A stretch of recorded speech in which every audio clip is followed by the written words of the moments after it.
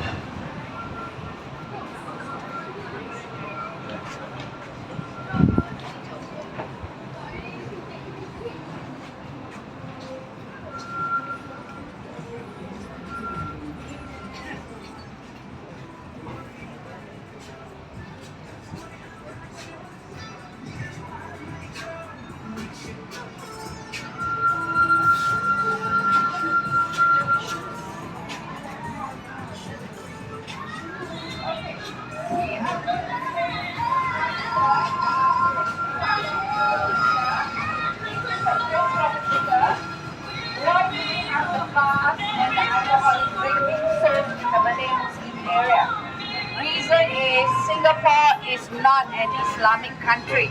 So even though within the Malay Muslim area, we also cater for the non-Muslims.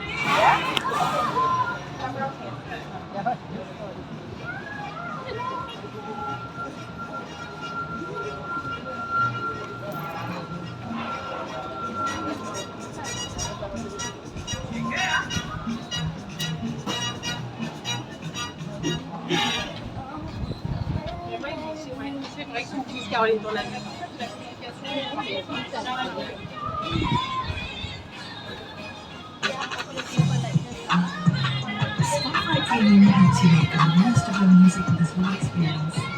Similar to a good feeling like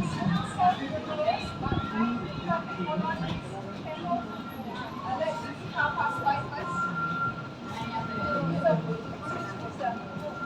Thank you. For your own safety, yeah? Just wait to show up.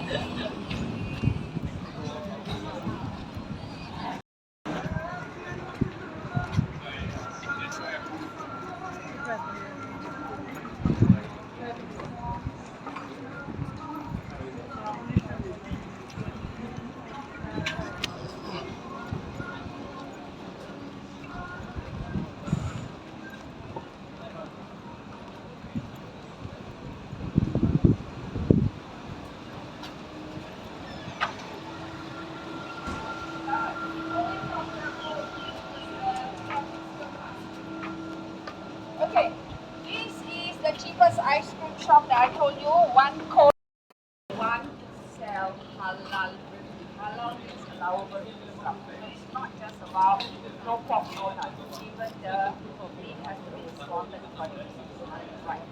If I am a Muslim, if I want to establish a restaurant, I do not need to display this sign because it's a Muslim-owned establishment. But if you are non-Muslim, you must get the certificate from the Islamic Religious Council of Singapore, and inside there or outside you have to display this sign, halal. Okay? And thank goodness, fast food restaurants like McDonald's, Kentucky Fried Chicken, Pizza Hut, Burger King, to name you a few, are all halal because there's about 15% of the people who practice Islam here in Singapore. So do you want another 15% business? You jolly well have a halal. Poor people donated the bottles to the architect Dennis Sentry. He knew the culture of the people here and the contribution, no point of selling for pittance. So what he did, he put the base of the bottles up there. Those are the big soya sauce bottles that if we return it to the provision shop, we could get it about 10 cents back.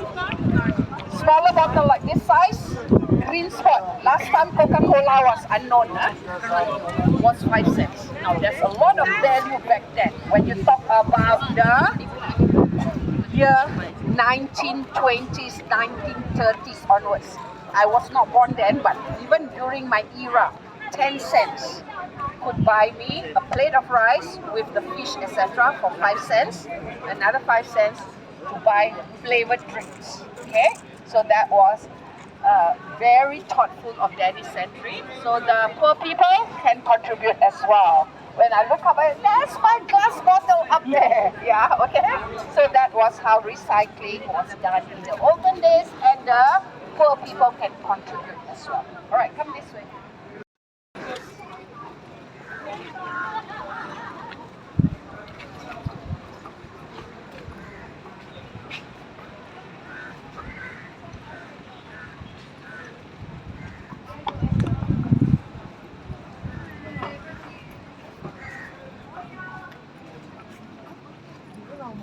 Wait over here a short while. 哇，这边走吗？还是往回走？不会吧，不会啥？妈的，别进去了。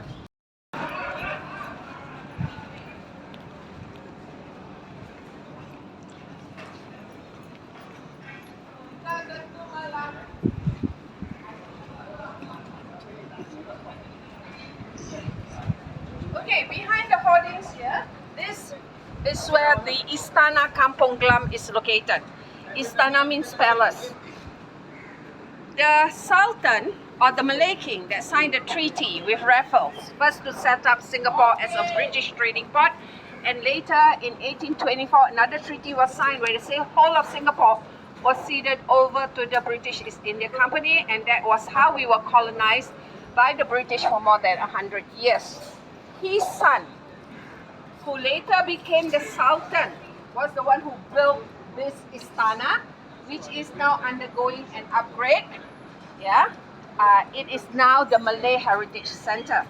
What happened was, after Sultan Hussein left Singapore, he will no longer be yours. It now come back under the British rule. But the descendants were allowed to live in this palace perpetually. However, as you know, when Singapore became fully independent in 1965 and the British started pulling out completely by the year 1967 thereabouts, all these were turned over to the local government. So much later, in Little India, we have Indian Heritage Center. In Chinatown, we have Chinese Heritage Center. They looked where would be an appropriate place to establish a Malay Heritage Center. Definitely Kampong Gelam, the first Malay Muslim enclave. And so they decided to turn the old palace into the Malay Heritage Center. What happened to the descendants? They were evicted, they were paid for 30 years or a sum of money. After this 30 years, which is almost over, they have no rights anymore. Because Singapore is a republic, which means our head of state, to represent the king or queen, is the president. Whereas in Malaysia, they follow the British system, no doubt, but they still have royalty as the head of state. Okay?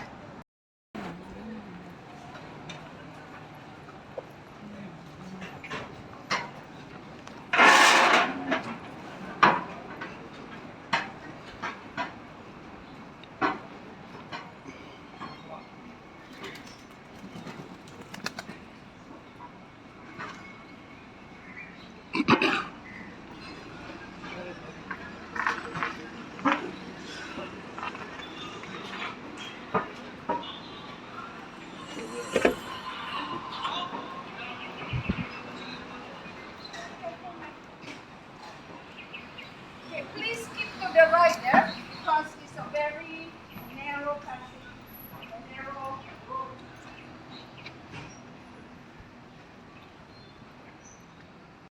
This from the ground, okay? I didn't pluck it, just to prove that here you cannot pluck anything from the tree. You get a fine, I just pick it from the ground, it is okay. This is the bark of this glam tree, which used to grow abundantly in this area. In the olden days, that they called this place the village of the glam tree. Similar to the eucalyptus tree, but not the same. Different species altogether. The bark is called paper bark tree. You can peel it, but I'm not peeling it. I pick it down. This is used for waterproofing the boat. So what happened is there is a gap.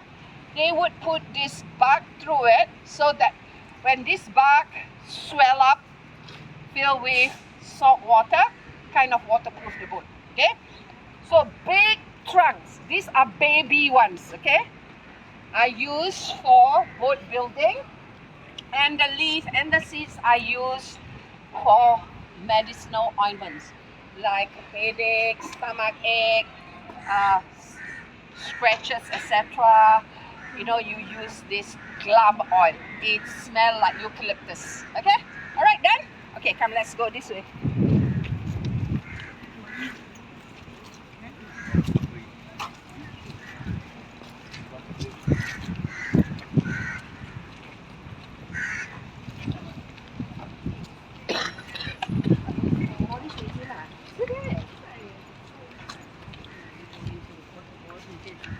Hold on, be careful, don't go out to the road. I just want to show you the frontage of the Istana Kampung Gelam, or the palace of the Sultan of Kampong Glam. Alright, it's undergoing an upgrade.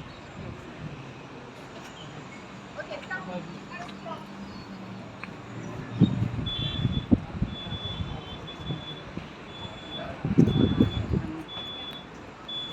अच्छे दिन road अच्छे नहीं